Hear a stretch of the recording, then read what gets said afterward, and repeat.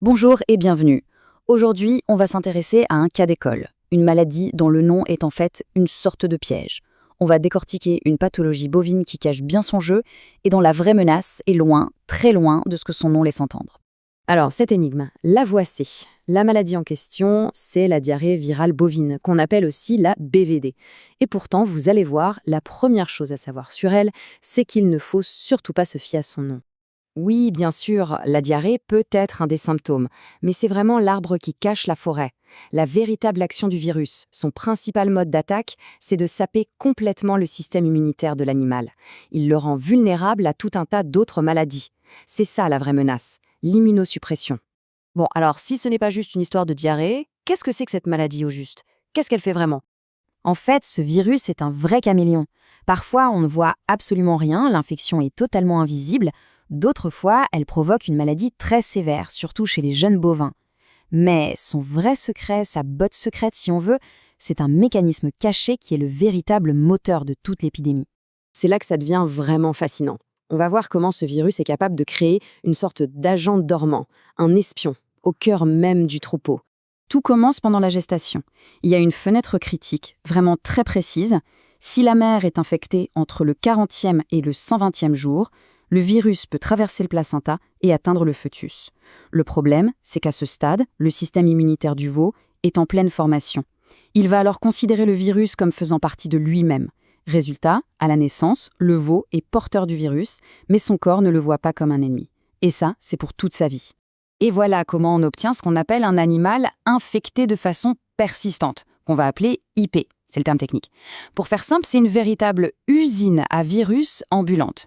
Il va libérer des quantités massives de virus en permanence, souvent sans montrer le moindre signe de maladie lui-même. C'est lui, le réservoir. Et c'est ça qui rend le défi si complexe. Ces animaux, IP, sont en fait assez rares. On estime qu'ils ne représentent que 1 à 2% du troupeau en moyenne.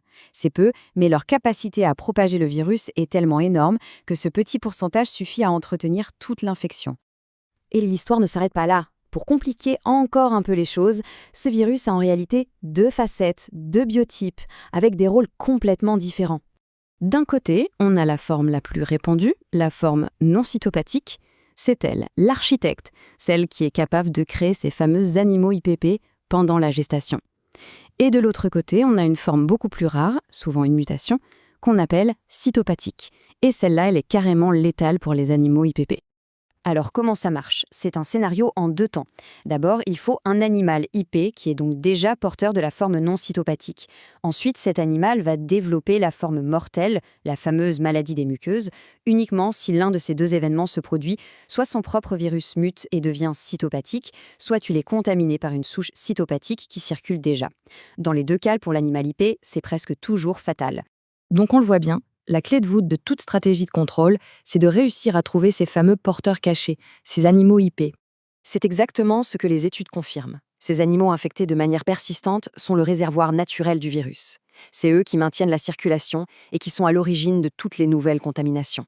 Heureusement, pour les débusquer, on a toute une panoplie de tests de laboratoire. On peut tenter d'isoler le virus directement, c'est-à-dire le faire pousser en culture. On peut aussi utiliser la fameuse technique PCR pour trouver son ARN, son code génétique. Ou encore, on peut chercher ses protéines, ses antigènes, avec des tests comme l'ELISA, dans le sang ou même dans des biopsies de peau. Et parmi toutes ces techniques, il y en a une qui est particulièrement astucieuse et très utilisée, c'est le test sur un petit bout de cartilage d'oreille.